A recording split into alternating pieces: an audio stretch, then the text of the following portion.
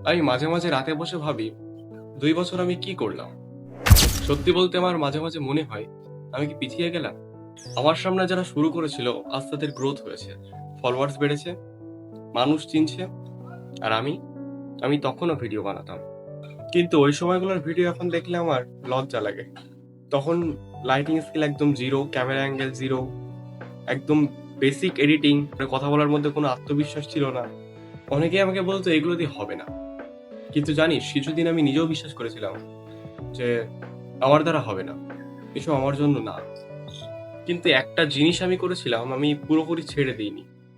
হয়তো মাঝখানে অনেক গ্যাপ আছে, অনেক সময় ধরে ভিডিও ছাড়িনি, আবার অনেকদিন পর ছেড়েছি।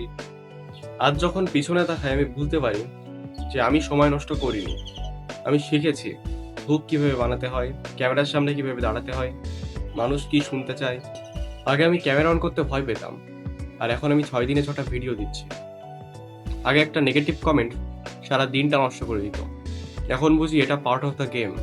আমি এখনো বড় হইনি, আমি এখনো ভাইরাল হইনি, কিন্তু আমি আগের জায়গাতেও নেই।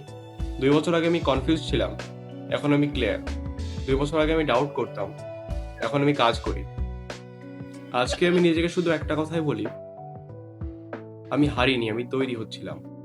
তোরও যদি এই ভিডিওটা দেখে মনে হয় যে তোরও সময় নষ্ট হয়ে গেছে, তাহলে একটা কথা মনে রাখিস, যতক্ষণ তুই থামিসনি ততক্ষণ তুই হারিসনি। স্লো প্রোগ্রেসও একটা প্রোগ্রেস। আর এবার আমিও আছি এই পথে, আর এবার আমি থামবো না।